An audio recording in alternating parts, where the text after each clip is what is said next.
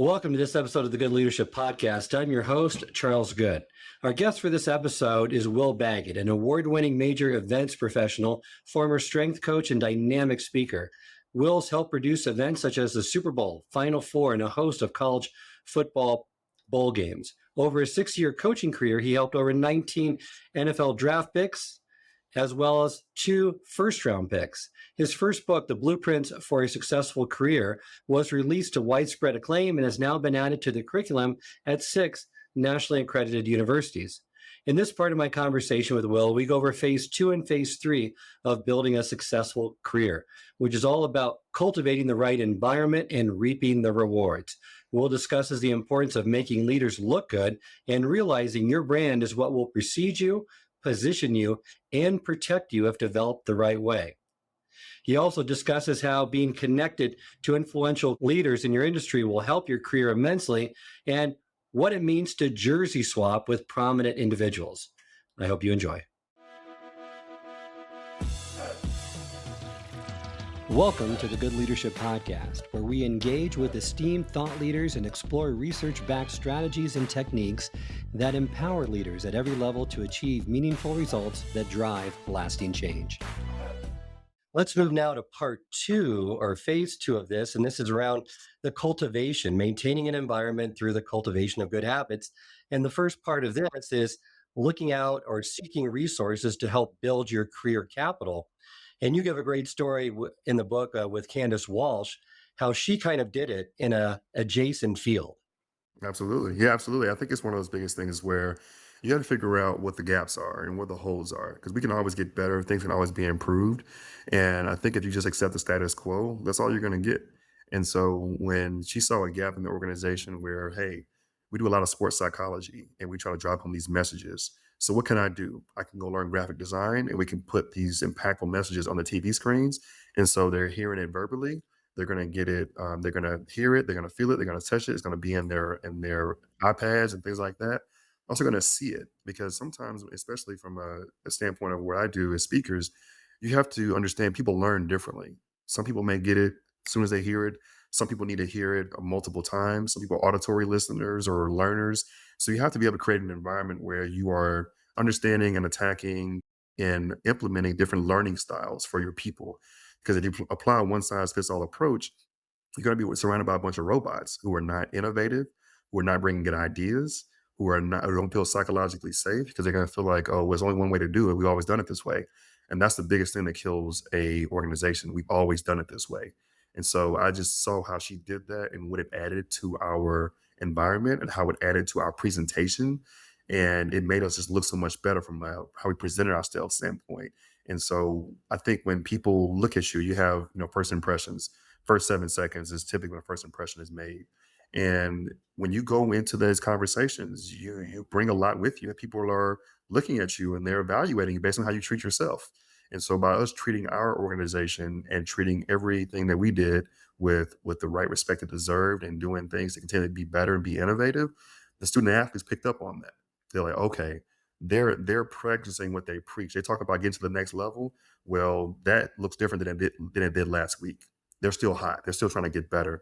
And so I think that kind of mindset can permeate your entire organization when people can see that you're actually practicing what you preach and not just some kind of top-down management where you're spewing out, mission statements and stuff, but you have no meat to your bones. So that was a huge thing I learned from her. And when you start your career, when you're trying to build up and cultivate those great habits like Candace Walsh, you may need to go outside the scope of what a normal job description looks like within your company. You can also then maybe voluntarily immerse yourself into someone else's fire because that gets you comfortable in knowing what they're doing as well. So it's looking for those adjacent possible opportunities to try to find those differentiated skills that make you more valuable.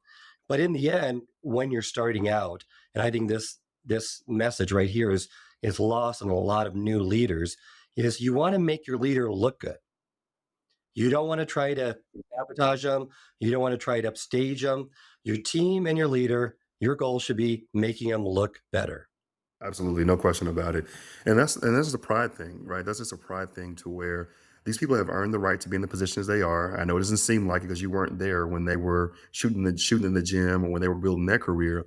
But in order for you to get what you want, you got to help people get what they want. That's just a principle that I've always kind of believed. It's not anything that's biblical, but I found it to be true, right? When you get what you give in so many ways. And so when you're kind of in that position to make your leader look good and prepare them well, right, that gives them a sense of trust. They let their guard down and they begin to share more things with you. Like when I was at CFP, I made my boss look so good that basically he's opening the books to me. He's telling me how everything works, right? I'm looking at budget worth over, 10, 20, $30 million. And I'm seeing it. I never been exposed to that before, right? But it was all about because I took care of X.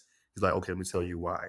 And for me, I've always been on this side of I want to see how things work, right? And so how can I build enough trust for you to kind of take me behind the curtain so I can understand, like, oh, okay, so this influences that, that influences this influences that. And so if we don't take care of this is going to be off. This person's not going to have what she needs to do her job effectively.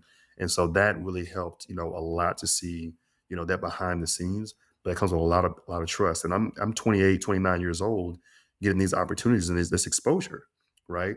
Whereas it would have been reserved for someone that's far, far my senior, right? And so I just took a lot of pride in that. And also being well read enough when I talk about other resources, whether it's podcasts, whether it's, information is everywhere. Information is ubiquitous. It's the knowledge, it's the desire to acquire knowledge that is lacking, right? You can find information anywhere, YouTube, Instagram, TikTok, articles, whatever, whatever you want to find it, wherever you want to find it.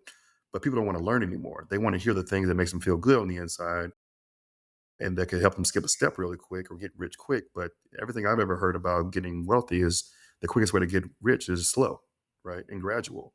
And that's what I think is the most important thing. And so making people look good around you, absolutely critical because it just shows a level of selflessness that is lacking. And it's a lot of lost art these days, honestly. Well, and even if you don't get credited for that specific feat, the team you represent will be held in high regard because your first goal is to try to become associated with sustained high performance before you attempt to blaze your own trail. And I love the little adage, the statement that you give is allow your leader to excel by being excellent in yourself, which, like you said, with people's egos, with them wanting to skip steps, they don't want to put in the time. But usually, by putting in the time, getting people on your side as advocates, as allies, showing them that you're capable in doing it is one of the surest ways to long term success. Absolutely, no question. I mean, the best example I can give of that is I haven't worked for the Chick-fil-A Peach Bowl in Atlanta, Georgia. I haven't worked for them directly since 2013, but I've been to every kickoff game and Peach Bowl game ever since, pretty much free of charge, with credential, full access to everything because of what I did in the past, right? Because relationships I built in the past and the mark I left on in the past to the point where they want me there not to just, just work hard and slave and do everything, but for assurance that if something goes wrong, they know I know everything there is to know about that organization and what the standard is.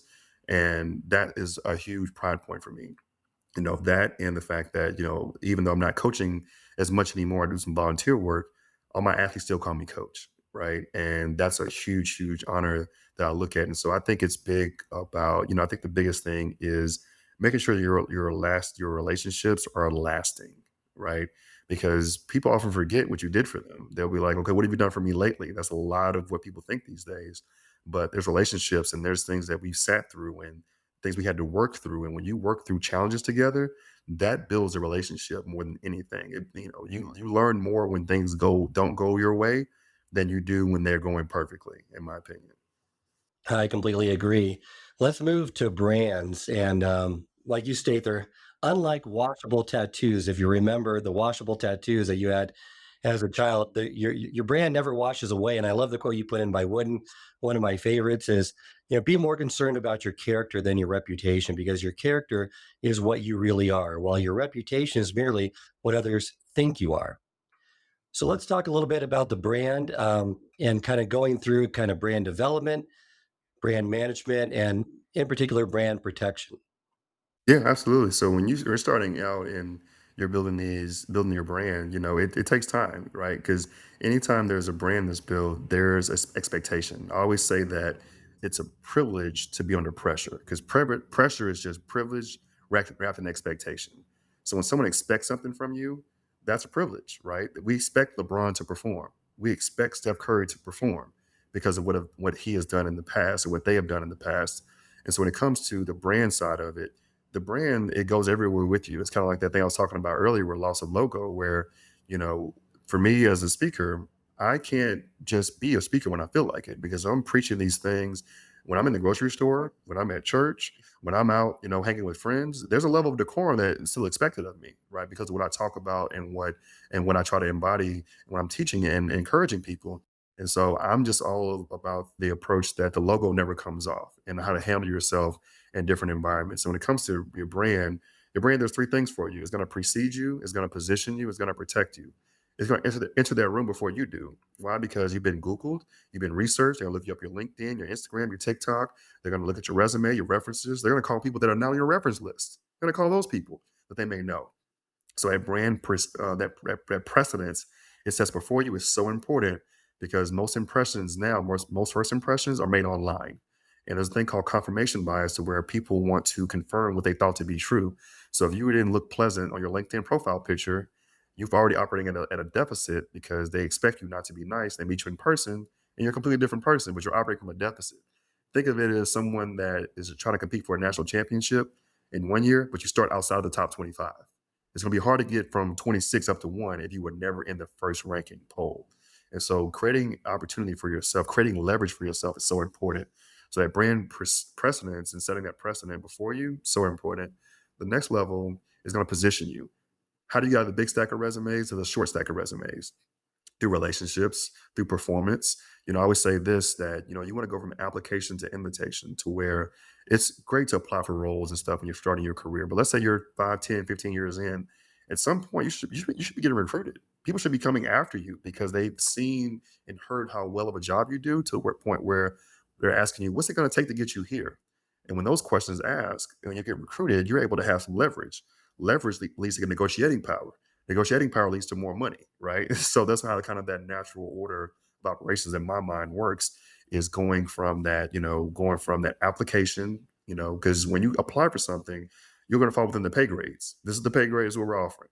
But when you're recruited for something, like, okay, what's it going to take to get you here? You have a little bit more leverage. And then the last part of it is the brand protection. If people know what you're about, they know what you stand for, they know what you will deal with and what you will entertain and won't entertain. I personally have learned that when you're so strong in your standards, people learn to self-select in and out of your life. They learn to self-select. They're like, yeah, Charles, I ain't gonna deal with that. Charles is a good guy. He doesn't really deal with X, Y, Z. I'm not gonna bring that to him. And so when you look at what people bring to you, when they're comfortable discussing around you, you have to look in the mirror and say, I created that space for that, for them to bring that into my orbit. And so that's why I'm big on brand precedence or your brand preceding you, it positioning you, and lastly, it protecting you. I love that three-step process. And that really concludes phase two of this, which is cultivation. So part of that is seeking out the resources to help build your career capital, allowing your leader to excel by being excellent, and then branding and blossoming, and having those three stages of branding, which then leads us into reaping the harvest, part three, which a lot of people like to skip right to. We already mentioned that's not the way things work. When you get to part three, the right way, I love the analogy or the metaphor that's used with jersey swapping, which you kind of alluded to earlier in our conversation, but perhaps you could unpack what that means. Yeah, absolutely. People that work to build their businesses, their careers, their reputations, they come with a lot. And when they have worked to achieve a certain level of excellence, of reputational expectation, whatever it is, they're not just going to hand it off to you just because you work there, right? They're not going to just hand it off to you just because you happen to be in the building. There has to be a level of trust there and a level of, okay, you're going to represent me at a high level. I also learned this is that when you represent people well, they want to plug you in because they want to be the resource that puts you in position. It's a good feeling to know I recommended somebody great. They did a great job. Like that's a great feeling. And so now they give me more trust to know, like, okay, if I call Will and I ask him for a recommendation for this job, he's gonna give me the best people because his filter is very strong and he would never put me in a bad position for a bad hire. And so I think when you continue again, this all comes through consistency, where you earn that, when you earn that trust, then they're like, okay, I will stamp you for this. You can put me on your reference list now. Because so many people they know of you, but they don't know you, but they want your reference. They want your stamp of approval to get X, Y, G, Z job or promotion, whatever it is. But it's like, hey man, I can't put my brand on everybody. I just can't do it. That happened to me a few months ago. Someone asked me about an opportunity and I was like, man, I'm sorry, but I won't be able to support this, with my name and my brand because there's some things that you've done in the past where you haven't represented yourself the best way. And that's not my fault, to be honest with you, to be candid. And so that's why, I'm very big on accountability and doing things the right way, but you have to make sure that you're positioning yourself to where people want to support you, because that's the human condition, is to be in community, to support, to do things for other people. And good people, I think, believe this and think that way. But if they don't see, value, if they think that their reputation could be damaged, it could hurt their career. We have to understand these people are trying to support themselves, their families. They can't afford to make a mistake by recommending someone that's bad or someone that does something that's egregious or something that they can't afford it. And so I just take a lot of pride in that, and other people should too, because people have worked hard to get where they are. And that jersey swap, it usually comes with a level of equanimity in a sense, because when you see people swapping jerseys on whether it be the NFL or NBA, there's relationship there. There's typically relationship. There's not something that's sanctioned by the NFL. You have to give someone your jersey. That's not anywhere. There's a relationship there. There's trust there, and there's like, hey, I respect your performance. I respect what you've done to get here. You respect what I've done to get here. Let's swap, right? Because I see equal value in what you've done and vice versa. And so that's why I think the jersey swap comes into play.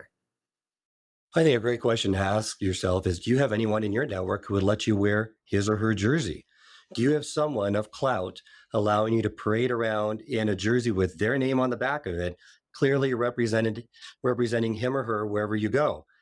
Hopefully you are. Hopefully you built that brand, that reputation, that character, or you have certain individuals that are willing to do that. But also, I think it's important to realize that everyone that you're going to meet is not interested in your professional or personal development. That's just a cold, hard fact, no matter how much you wish they were.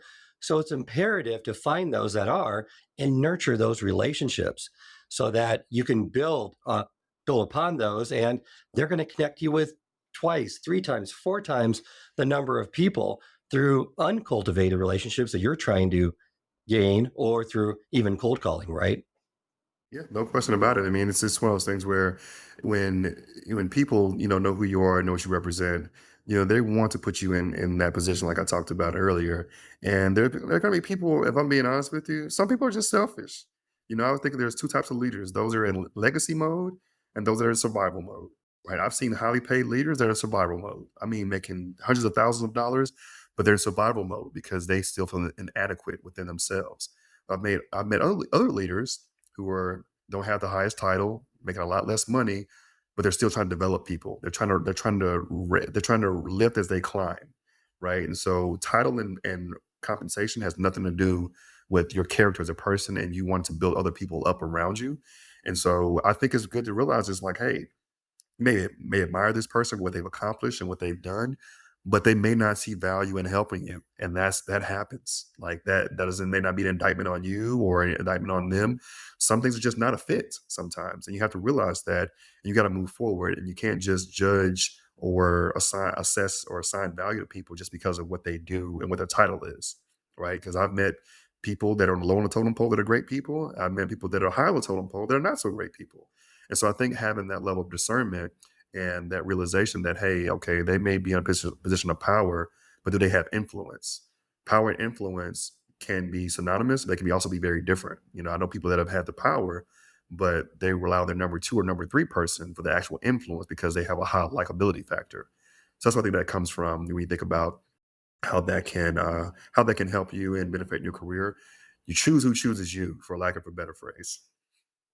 Well, yeah, like you said, you also, though, want to find those influential people. You want to walk with the elephants, which can be rephrased as, in order to be successful, you need to be around successful people. So, are there any tips, tools, strategies that you can give us that would help our listeners to identify, well, maybe not even identify those, but try to identify them and to try to bring them into their circles so they can spend more time with them? I would say this: when you enter these certain rooms, you go into different events, you go to different conferences and seminars, look to see who's always in the same rooms, right? For instance, as a speaker, I work with a lot of athletes. When I see a student athlete in more than one event that's highly selective, that requires an application and selection process, I'm like, okay, yep, he's different, she's a little different. Okay. So I think people that keep showing up on your LinkedIn feed, keep showing up in different conversations. You need to connect with Brian, you need to connect with Charles, people that keep coming up, that keep showing up. And those people are ones that have created a level of influence to where people gravitate towards them, right? They respect them. And so I think that's going to be very, very important for you because, again, it's not about title and money. It's about people that have the influence and have the trust, right, to of people to where if they say something or they give a recommendation, people move. Like the energy shifts. Like, oh, so and so called. And I'll give you an example. I applied for a job at the Peach Bowl one year. I'm sorry, my internship year. And when I got to the organization, my colleague did some searching and snooping and found a folder called Friends of the Family. And in that folder, it had my name in it and the email chain about me. And originally, they were going to give me a phone interview and send me on my way. And then an elephant came stomping in. Jameel Northcutt, who I connected with at Ole Miss as an undergrad student, and I could see with a chain where it shifted. And it said they were talking back and forth on my behalf. They were like, hey, Jameel Northcutt just called about Will Baggett. Let's give him a second look. Right. And that's how I got my job at the Peach Bowl, if I'm being totally honest with you. This is coming from someone that, had graduated magna cum laude, GPA, sky high, done great things and try to, volunteer and do different things and extracurricular activities. Still wasn't enough. I needed an elephant to support me to get me through that door. I think that's so critical in building that network of influential people. And really, the great leaders, they're competitive. All great leaders are competitive, but they're also compassionate. And I think an important part here to leave to end our interview on is I love the final piece of your framework is raise as you rise by reaching back and pulling up the next person, because that's what great leaders do. Absolutely. It just has to be a personal standard to where you got to care about that person beside you. And one quote I always love, they said, the quote goes, they don't put championship rings on smooth hands, right? And so your hands may not be smooth, right? When you are climbing that career ladder or you're reaching back to pull that person up, your hands might get some calluses, you may get rubbed, may get some scratches here and there, but ultimately it'll be all be worth it because if you only find happiness and find a sense of gratitude and just excitement in what you do, I think that can be very fleeting. A lot of what people do is based on altruism and what drives them, in my opinion. And so when you can watch somebody that you have helped, that you have helped position, that you've encouraged, you see them growing, and you see the pride they get from that. It's like another parent, right? In a way, because I've heard people to say that, I've had, butt whippings and things like that, but nothing hurt me more than seeing my mom or dad disappointed, right? Conversely, nothing makes me happier than seeing my mom or dad happy. And so for me personally, I gotta give this quick story. My dad barely passed high school algebra. He in fact paid his algebra teacher $60 to pass him in algebra so he could graduate and marry my mom, or else I probably wouldn't be here. That's a true story. But when you think about, there's a level of, I call it kind of the three C's, and its capacity is one of them. Understanding your capacity, and he may have reached his capacity. I wasn't there. I don't know. I'm not sure. But when me and my brothers came along, my brother became a science, guru, math and science guru, and got on a full scholarship to college off math and science. I in seventh grade had the highest pre-algebra average of anybody in my entire seventh grade class across the whole school, and imagine the pride my dad saw, right? And understanding that, okay, I may not achieve this, but I didn't let my son dip below his capacity, right? And so having that courage, understanding your capacity, and being consistent, I think are just very, very important. So I think if you're going to be a great leader, you got to be someone that cares about other people deeply. Because you can read every leadership book on the planet. There's 100,000 of them, probably more. If at some level you don't get that it's all about caring about people, then you're reading the wrong book. I just don't. If I look at everything I read about leadership, everything I've experienced, everything I can build, if I pull it down to one word, it's about care. Do you care about other people? And so raise as you rise, lift as you climb. Because for me, my approach has been always this: like, hey, when I get to the mountaintop, and it's proverbial mountaintop because we never truly arrive, in my opinion. It's always a constant journey, but I don't want to be there by myself. All right. I don't want to be, well off and miserable. I want people to be alongside me to say, hey, we did it. Right. Not I did it, but we did it. Oh, well said. And I remember an interview with Mike Krzyzewski, the former Duke coach, and An interviewer asked him, said, "So what does caring and character have to do with winning games?" And Mike said, "Nothing." But he said it has everything to do with winning championships. So it's so important for leadership, so important for people to recognize that, especially when they're starting their career. And if you want to be a great leader, these are core values that you should strive for each and every day. Thank you, Will, for joining me today. Before we end our interview, I always like to have that one final question. What's the first thing that new leaders should do to build this strong foundation that they can do right away? I would say the first thing you have to do is the three I's. Understand introspection. Look deeply to understand who you are, what you care about, and who you want to serve and how you want to leave a legacy. The second thing is iteration. Understand how to bring different versions of yourself to different people. You don't have a one size fits all approach. A players and B players may not get along. You got to know how to manage and how to lead all of them, right, to the excellence and to the next level they seek. And the third thing I think is going to be influence, having a positive influence on other people and what you want to see from them. But I think the first thing you have to do is introspection. You got to know who you are more than anything, and that only comes from sitting and spending time with yourself. And one of my favorite quotes came from Basquiat, and it said that most of humanity's problems come from a person's inability to sit in the room by himself for 30 minutes in quiet silence. And I think oftentimes we get so bogged down into what we see on our phones and our screen time and things of that sort, to where if everyone's thinking the same, then someone's not thinking. So spend some time alone, do a personal retreat, get to know who you are and what you care about, and you'll find out more about yourself than a leader than you ever imagined. I love that. Love that quote by Pascal as well, one of my favorites as well. Remind our listeners how they can get in contact with you and learn more about your work. Yeah, absolutely. Yeah, I'm everywhere, every platform as Will Baggett. That's two G's and two T's. On social media, it's Bag Baggtalk, and I'm easy to find. So yeah, if you type in Will Baggett, you'll see a guy with a pretty big head. That's me, and I'd love to reach out and connect with anybody who's interested and just wants to talk greatness. It's always a fun and always a pleasure. And Charles, thank you for just creating this opportunity, this platform, just for me to be able to share my story. I think it takes a great deal of humility to let people talk about themselves for an extended amount of time. And so I just want to just give you your flowers and say thank you. Thank you, Will, and thank you for joining me today. I hope this episode has provided you with valuable insights. If it has, I ask you to share it with someone who would also benefit from it. If you've been enjoying and gaining knowledge from this podcast, then subscribe to our YouTube channel, where you can find all the previous episodes of the podcast and additional learning resources. You can also subscribe to the podcast on Apple or Spotify and leave up to a 5-star review.